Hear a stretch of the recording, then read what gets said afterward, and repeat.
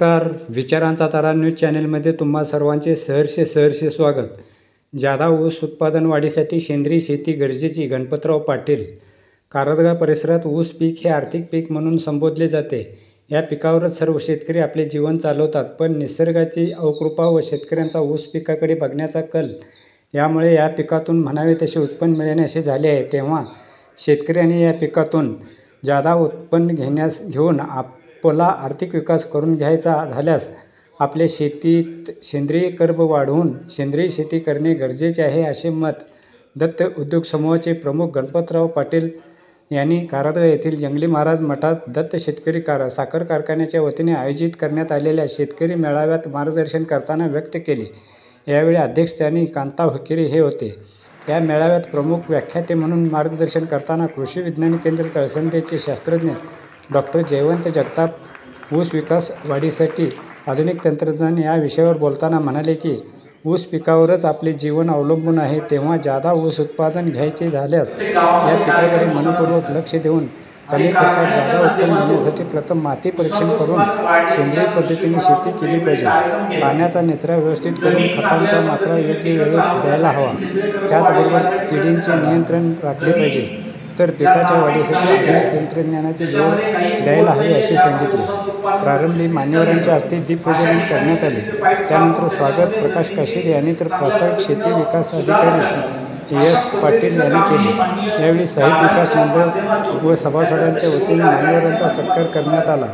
या प्रसंगी दत्त कारखान्याचे chairman Raghunath Patil, vice chairman Sharadchandra Patil, संचालक अप्पासू पाटील, इंद्रजित पाटील यांच्या हस्ते कारदगा, बारवाड, भोजवाडी, धनेवाडी येथील सभासद शेतकरी उपस्थित होते. शेवटी प्रकाश काशीद यांनी आभार मानले. मित्रांनो, विचारांचा तारा न्यूज चॅनलला सबस्क्राईब करून लाईक करून शेअर करावे अशी विनंती करतो आणि इथे थांबतो. धन्यवाद. विचारांचा तारा न्यूजसाठी रंगराव बन्ने, बारवाड. आणि या ऊसाच्या माध्यमातून एखाद्या गावात गेलो तर आपल्याला लक्षात येतं की तिथल्या बिल्डिंग असतील किंवा घर बघूनच आपल्याला जाणवतं की सध्या या गावात ऊसाचं उत्पादन किंवा पिकाचं उत्पादन कशा पद्धतीचं असेल. आणि या गावात शिरल्या मला जाणवलं की सध्या हे गाव खरंच प्रगतशील प्रयोगशील दिसतंय. आणि आज चर्चा केल्यानंतर निश्चितपणे लक्षात आलं की खरंच जे वाटतंय तसंच असेल.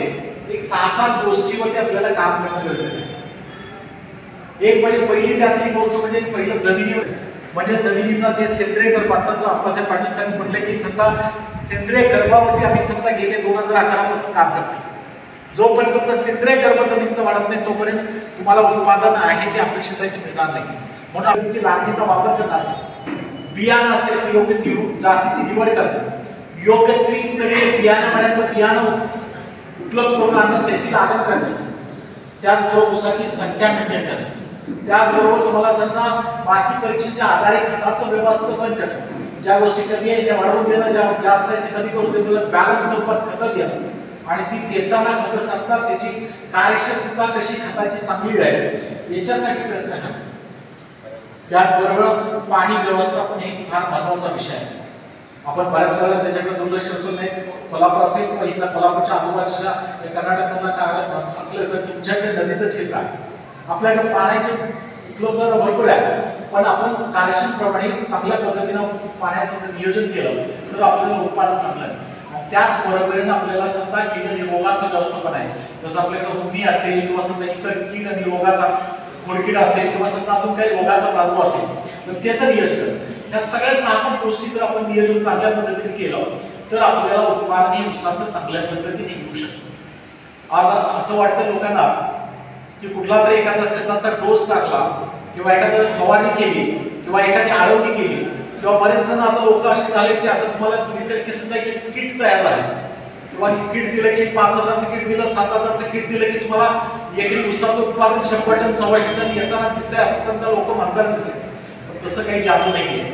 तुम्हाला ह्या ज्या मी 6-7 गोष्टी सांगितल्या त्या गोष्टीवरती तुम्हाला काम करणार आहे. त्यातली पहिली गोष्ट आहे की जमिनीवरती तुम्हाला काम करणं गरजेचं आहे. जमिनीचा जोपर्यंत तुमचा सेंद्रिय कर्ब आहे तो 1% किंवा त्याच्यात पुढे जात नाही. जसं पाटील साहेबांनी म्हटलं की ज्या कारखान्याचा सेंद्रिय कर्ब तुमच्या जमिनीवर पाण्याचं निचरा होणं अत्यंत गरजेची गोष्ट आहे. निचरा होणारी ठेवणं अत्यंत गरजेची गोष्ट आहे. पाणी अजिबात संपून देता कामा नये. जर तुमच्या जमिनीमध्ये पाणी साठून राहत असेल तर तुमच्या जमिनीचा सेंद्रिय कर्ब कमी होतो, त्याप्रमाणे जीवाणू नाहीसे होतात, म्हणून तुमच्या जमिनीमध्ये पाणी साचून राहणार नाही याची काळजी घेण्याच्या दृष्टीने प्रयत्न करा. जर तुमच्या जमिनीत पाणी साचत असेल तर तुम्ही सामुदायिकपणे सच्छिद्र पाईप करून तुमच्या जमिनीचं पाणी काढून देण्याच्या दृष्टीने प्रयत्न करणं अत्यंत गरजेची गोष्ट आहे.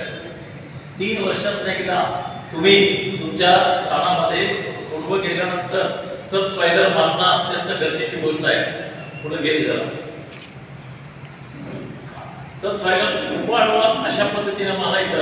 2.5 ते 3 फूट खाली सबसॉइलर लागतं आणि तुमची जमीन खाली घट्ट झालेली भुसभुशीत होते, हवा सगळे निघून जातात आणि त्यानंतर ते जे पाणी निचरा होण्याची प्रणाली त्याच्यामध्ये वाढतं. आणि हे तुम्ही म्हणाल सबसॉइलर कुठं, तर दत्त कारखान्याने सोय केलेली आहे. तुम्हाला शेतकऱ्यांना कुणाला पाहिजे तरी स्वतःचा ट्रॅक्टर घेऊन जायचं, सबसॉइलर आणायचं, मारायचं आणि नेऊन पोच करायचं. 3 वर्षात एकदा जर तुम्ही मारला तर तुमच्या जमिनीमधलं निचरा प्रणाली वाढायला त्याचा अत्यंत चांगल्या पद्धतीने उपयोग होतोय.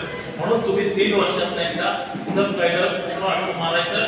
3 फूट खोल जातं आणि ते मारल्यानंतर 1 महिना कुठल्याही पद्धतीचं त्याच्यात मशागत करायची नाही, कारण त्याची खालची हवा जाऊ द्यायची आहे. सगळी जमिनीतली कुकडी निर्माण व्हायची आहे.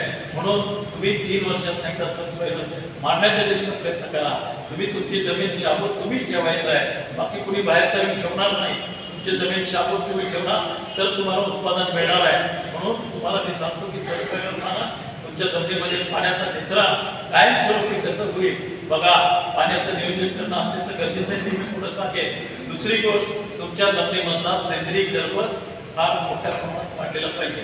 जमिनीची घटक जगताप साहेबांनी आता सांगितले की 25% हवा, 25% पाणी, 45% खनिज पदार्थ आणि 5% सेंद्रिय कर्ब असतं.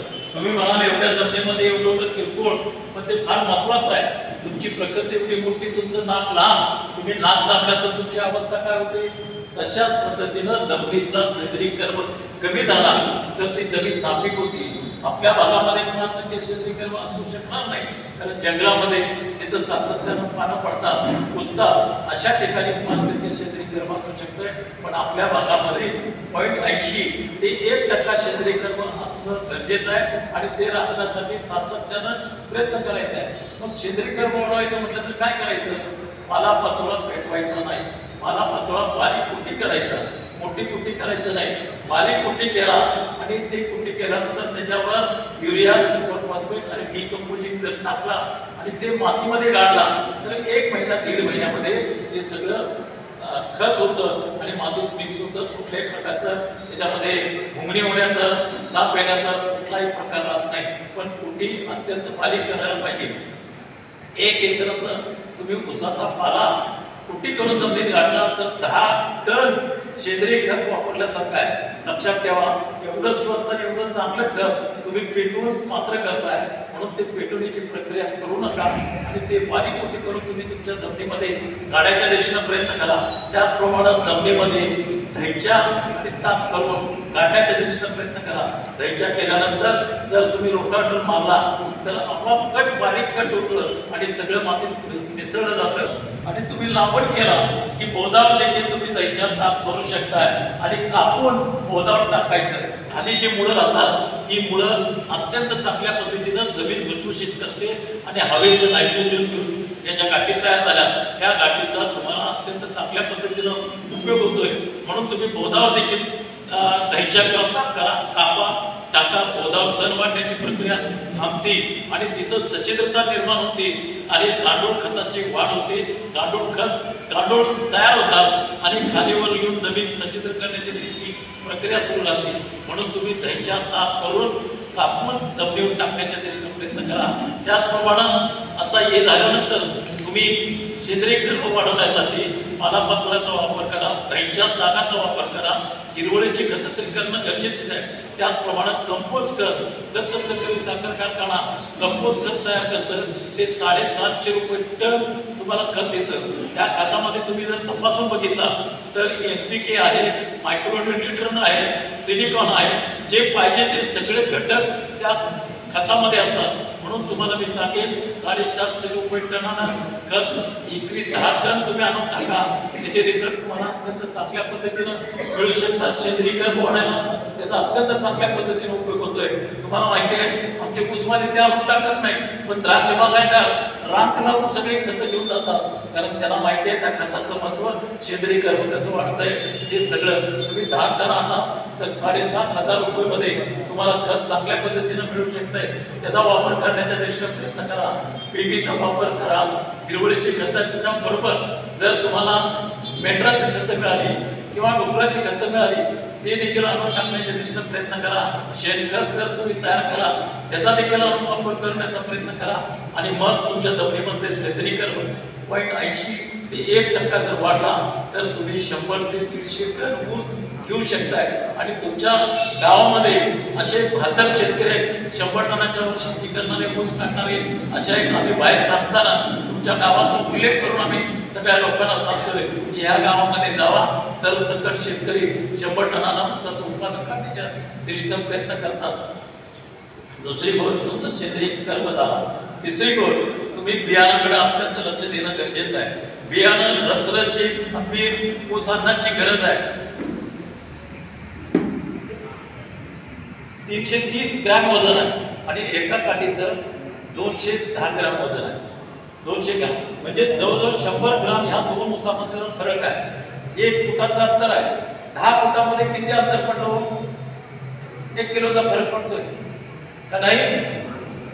तुमच्या लक्षात येते काय? 100 ग्रॅम ह्या दोन्ही काठीमधला फरक आहे. जर तुम्ही 1 फूट जर तयार झालेल्या ह्याच्यामध्ये 100 ग्रॅमचा फरक 10 फूट जर झालं तर 1 किलोचा फरक पडतोय. आणि 40,000 ऊस जर तुमचं कारखान्याला दाना झालं तर किती फरक पडला? 40 टनाचा. सहजासहजी आपण विचार करत नाही. ऊस उत्पादन करण्याच्या दृष्टीने जर प्रयत्न केला तर अत्यंत चांगल्या पद्धतीनं उत्पादन मिळू शकतं. म्हणून मी तुम्हाला सांगतो की तुम्ही असा रसरशीत ऊस घेण्याचा प्रयत्न करा बियाणासाठी आणि कुणावर विसरून राहू नका. स्वतःचं बियाणं तुम्ही करण्याची दृष्टी ठेवा. तुम्हाला मी साधी गोष्ट सांगतो, अशा पद्धतीचं 3 ऊस घ्या. आमच्याकडे देखील मी तर बोलतोय तरी पण मी सांगतोय 3 ऊस घ्या. 3 ऊसाला एका ऊसाला 15 डोळे, 3 ऊसाचे 45 डोळे झाले. 45 डोळ्याचे अशा पद्धतीनं सुपर केन नर्सरी तयार करा. सुपर केन नर्सरी तयार करा आणि एका सरीमध्ये 1.5 फूट अंतरावरती 1 रोप लावा. 10 महिन्यानंतर एका रोपाला 10 ऊस तयार होतात. 45 डोळ्याचे किती ऊस झाले? 450 ऊस झाले. बरोबर काय? 400 ऊस आहे. त्याच्यापेक्षा देखील लांब काठी जर ठेवला तर त्याचे फायदे चांगल्या पद्धतीने होणार आहेत. असे ठसठशीत आमट्यासारखं रोप 21व्या दिवशी तुम्हाला लावायला मिळणार. आता तिथं पुढं बघा ते कट केलेले आहेत. यामध्ये द्रावणमध्ये बुडवलेलं आहे. इथं चुन्याची निवडी आहे, कीटकनाशक आहे, फंगीसाईड आहे त्याच्यामध्ये टाकलेलं आहे. त्याच्यामध्ये एक तास रोप काट्या बुडवले जातात आणि बुडवल्यानंतर पुढं हे असे खाली मातीचा बेड करायचा, त्याच्यावर पोती अंतरायची, त्याच्यावरती माती टाकायची. माती टाकल्यानंतर अशा पद्धतीनं कांड्या मांडायच्या आणि कांड्या मांडल्यानंतर त्याच्यावरती परत माती अशा पद्धतीनं टाकायची. अशा पद्धतीनं माती टाकल्यानंतर त्याच्यावरती परत पाला टाकायचा. मागे घे त्याला पांढरी मुळी कशी सुटलेली आहे बघा आणि उठालेली आहे. ही जमिनीमध्ये रुजवायला 2 आठवडे ते 3 आठवडे जातात आणि हे रोप तुम्ही लावलं याचा अंतर किती आहे ते तुम्ही बघून घ्या. अशा पद्धतीनं तुम्ही सुपर लक्षात ठेवत नाही. तुम्ही आता ऊस किती करताय? करत नाही. ॲव्हरेज मध्ये किती? 50 टन. बरोबर. 50 टनाचे पैसे किती झाले? 1.5 लाख. बरोबर. खर्च किती करताय? 1 लाख. एकराला 1 लाख रुपये कर. शिल्लक किती राहिले तुमचे? 50. भागिले 12 करा. किती झाले? आपल्या पद्धतीनं प्रयत्न केला तर 100 टन ऊस निघू शकते. 100 टन ऊस निघाला तर तुम्हाला महिन्याला 18,000 ते 20,000 पगार पडतोय. हे साधं गणित तुम्ही करून बघा. म्हणून तुम्हाला मी सांगतो की ऊसाकडे लक्ष देणं अत्यंत गरजेची गोष्ट आहे. तुम्ही लावण करून आणा जात नाही, भरणीच्या वेळा जात आहे, त्यावेळेला खतं दिली पाहिजे, कुठलं नियोजन केलं पाहिजे याचा कुठलाही भाग तुम्ही ठेवत नाही. करण्यासाठी माती परीक्षण, पाणी परीक्षण, पानं परीक्षण फुकट करून दिलं जातं. कुठल्याही पद्धतीचा पैसा इथे घेतला जात नाही. तुम्ही लागण करायच्या आधी माती परीक्षण केंद्रात जायचं, माती परीक्षणचा रिपोर्ट प्रमुख माणूस असतो त्याच्यासमोर ठेवायचं आणि त्याला विचारायचं मी ऊस लावणार आहे, मला पहिल्या दिवसापासून ऊस निघूपर्यंत खताचे सगळे डोसेस ठरवून दे. पोटॅश जे असते पोटॅश कमी करणं गरजेचं आहे. सुपर फॉस्फेट आहे तिथं कमी करण्याची गरज आहे. किंवा सुपर फॉस्फेट उपलब्ध होण्यासाठी काय करायला पाहिजे ते त्यांच्याकडे समजून घेणं अत्यंत गरजेची गोष्ट आहे. माती परीक्षण त्यांचा रिपोर्ट आला ते थांबायचं नाही. तुम्ही मला परवा 4-5 लोकांनी विचारलं